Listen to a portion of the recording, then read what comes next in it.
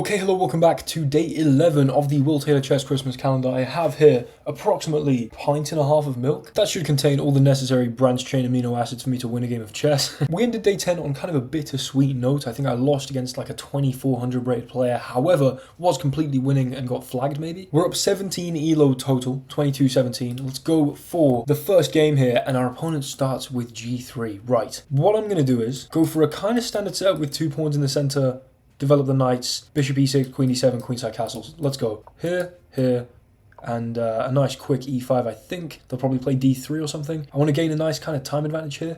I'm thinking that actually, my opponent's immediate hesitance, if you use 15 seconds of your time, that seems odd.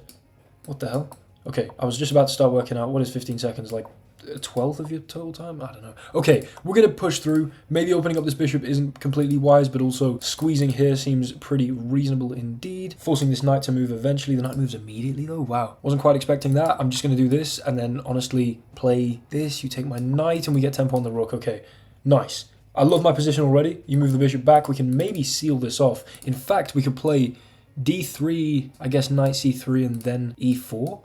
And really just seal off the bishop. That does seem like a reasonable game plan. Just completely destroy any prospects for this bishop to have nice implications down this side of the board, although they do play f3 and try and break. You've got a very soft king here. Let's start with bishop d6 because I can immediately just be threatening this. Okay, first of all, we take that. Very, very little hesitation. You now have no illegal moves with the king, by the way. We are massively squeezing here. Wait, hold on. Pawn takes. Hold on. Excuse me? Is bishop g4 remove? Bishop g4. Here, that's checkmate. Bishop g4, pawn takes, queen takes. Only legal move here, that's checkmate. Oh my lord, what a start to day 11. We're on our way back up the elo ladder, baby. We're on our way back up the flipping elo ladder. What a squeeze. What a squeeze. And they resign? Do we give them a rematch? You know what? Our first rematch of the Will Taylor Chess Christmas calendar, 22-23. I think my opponent's a little tilted here, and they go for g6. Now, we're matched against a player who likes to go for these flank out openings. I could have played, d4 and then bishop here and punished that with a little lafong. I maybe could play this. I'm not going to do that. I'm not going to do that. We're going to play knight f3. They did pre-move. Oh no, but that pre-move would have been cancelled. Okay, so it wouldn't have been a good idea to pre-move our lafong shenanigans. Now, knight c3. This setup just makes no sense. In fact, currently we have an identical position, if I'm not mistaken, to the one we had before, which is the tempo up. And now here we go, queen d2. A nice quick castle. Again, you're pre-moving so much. I just desperately want to play bishop h6 to punish this, but I should remain calm. I should remain calm. Now we'll push past with e5. I can just squeeze this guy with a good position. I can squeeze him with a good position. I think I'm going to take here, honestly. There's no fork that's coming through. If I could get a knight to d6, it would be fantastic, but pawns hold all of these squares. Maybe I'm going to start with bishop f4, just to support this pawn. They do go here. Okay, we'll play g3, or rather bishop g3, sorry. They then do kick my knight. This does make sense. Now, knight here, knight takes. We are going to have to move the knight, losing the pawn again, but we won that pawn, so whatever. Now, I could take. I don't really see that benefiting me too much. I think maybe just bringing a rook to the e file might make more sense, and so I'm just going to go for that. Let's get 2 central rooks. Okay, you've got some developmental problems for sure. Queen takes. Everything in my position looks nice. You castle, but, there's definitely problems with what you've done over here. So hopefully now, although again, my time is drawing unreasonably thin already, which is not ideal. And actually, am I even threatening to take this because of just here? Oh, dear. Okay, you know what? Move. I can't be panicking right now. I have 1 minute and 5. They do push. Their position starts to make a whole lot more sense. My knight is maybe not having the best time. If you push, I get to go here, which I'm a big fan of. Maybe we come into a square that's very, very hard to argue with. Maybe it's not so hard to argue with. I'm just going to start with a check. I don't know. Damn, they're making some quick moves. Actually, who cares? We get an open h-file. We're going to keep squeezing him. We've got to keep squeezing here. I'll bring this back. Takes. We get that open h-file, baby. Yes, please. Straight onto your king. Bring the knight in here. I'm feeling good about this. I'm feeling oddly excellent about my position for some reason. Now, maybe I shouldn't be. But nevertheless, I do. If you take here, can I play knight here and hit the queen? And if you move your queen, do I perhaps have a kind of freaky knight here? Okay, I might have, but they decide to sack. A little scared. Fair enough. Just a little bit scared. Things are looking pretty decent for me. Okay, clearly not on the clock. Here. Do I have bishop h6? Rook h6. Oh my lord, rook h6. Oh my lord, you can't take with the bishop. You have to take with the king. Oh, I missed that move. But they gave me another chance and I found it. There's no way. Then rook h1. You have to now block. I play rook takes here. You have to take here. I go like this. And then check. You go back here and mate, right?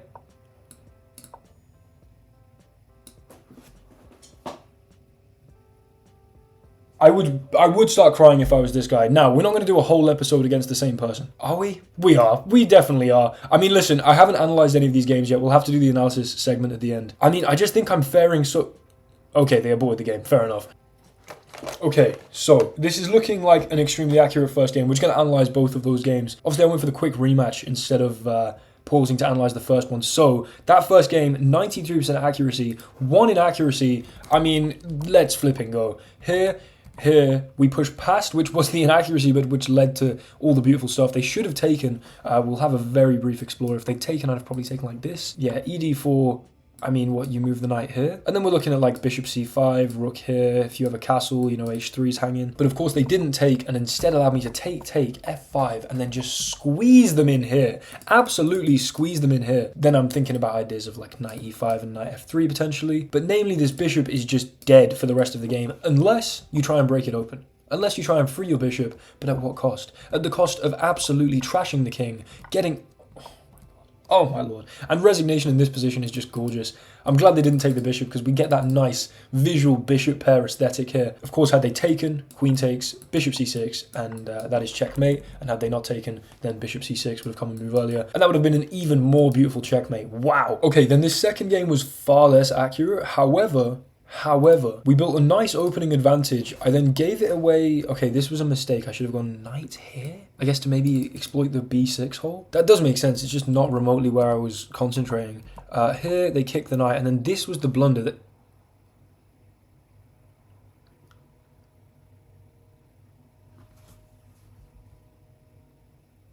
Guys,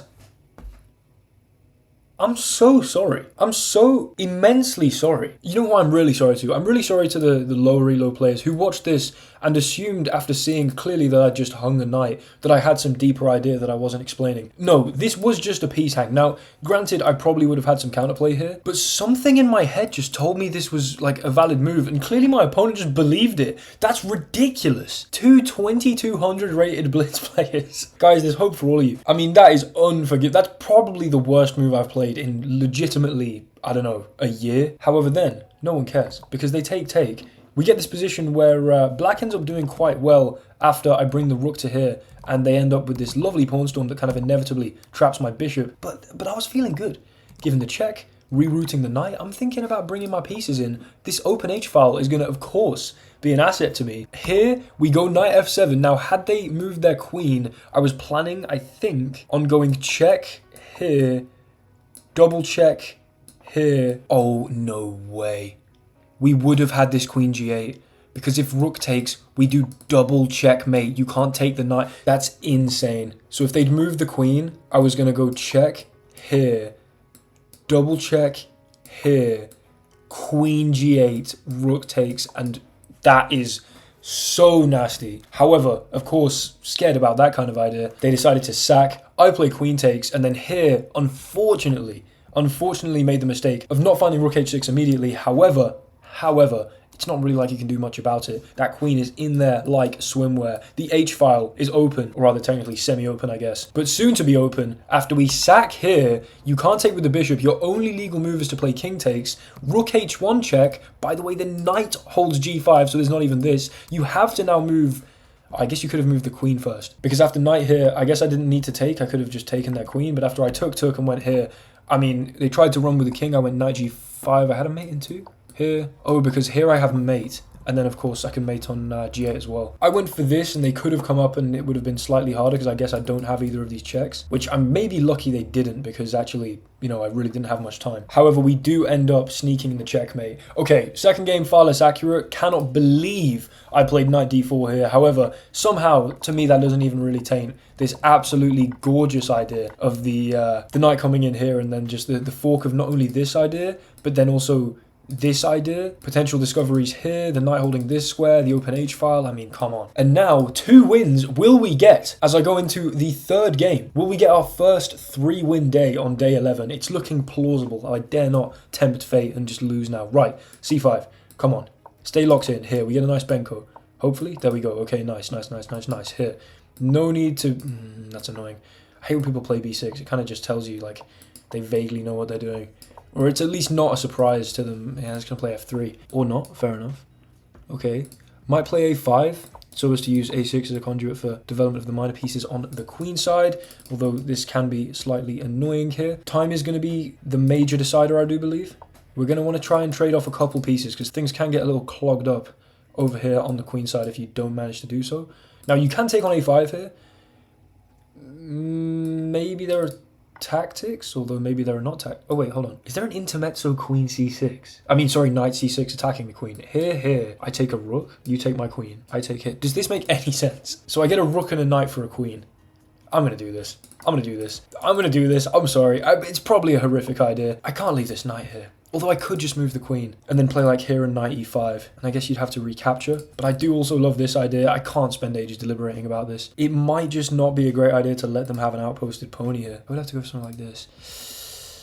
Okay, we're going to go here. I just spent way too long on that. I could have easily played that in a heartbeat and instead hesitated for about 9 hours. But that's okay. That's okay, because we're coming back with this knight and just hanging e7 with check. Oh my lord. Okay.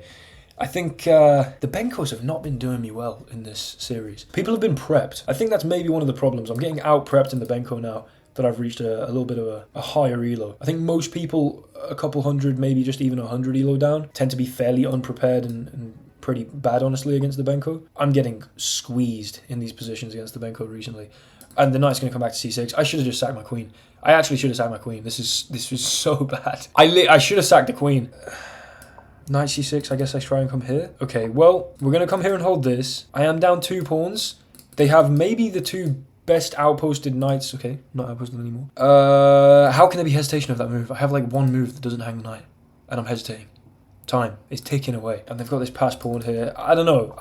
It's not obvious. It's not completely obvious. I mean, they could take. You probably don't want to let me take and... Maybe you do. Here. I guess I never have this check. These are both passed pawns now, but I wasn't that concerned about that for some reason. I'm going to go knight a7 and just hit this. And if you trade, it's lifting a rook for me. I'm just thinking the c pawn does look like I could maybe, you know, rook c7, rook c8, bring the queen back. And now my focus is at least very clear, and it's preventing these pawns from being pushed. I'm going to take this. Dude. Have my rook. I mean, what... what am I going to do if I allow that to become a problem? I'll go here, hit this and the a pawn, I guess. I maybe could have gone this way. Checking if you go here, there's problems on, I guess, e4, not here. Or maybe here. They do come in. Oh, lord. I need to move. I just need to move. Here. For some reason, despite being down a significant amount of material, I feel as though the queen trade is somehow beneficial for me. At least my winning chances generally. Just because my knight becomes very powerful here. Takes. I can take here and you can't take on here because of the bishop hanging. I mean, this knight is kind of ridiculously well placed in a lot of ways, but also maybe ends up getting trapped somehow. Okay, now it's only an exchange that we're talking about here. And we can take here and maybe play f6 and, you know, keep the bishop nice and honest here. I need to move. I just need to move. Here. I don't want to hang this and then, you know, be worried about f7 for the rest of the game. I could have played bishop here. Actually, why not play f6? I was just talking about that. And then take here and... Bastard, let's play f6. King g8 was maybe reasonable anyway, but bring this here at some point, maybe? Bring the knight back and hit this. Hold on, their time's getting low. I know mine's low, but their time's getting low. Bring the king in. Bring that king, you know what I'm saying? Alright. I'm feeling good. I'm feeling actually, frankly, amazing right now. You can take this. Dude, be my guest. Be my guest. Don't be my guest anymore. Damn. Please don't be my guest. No.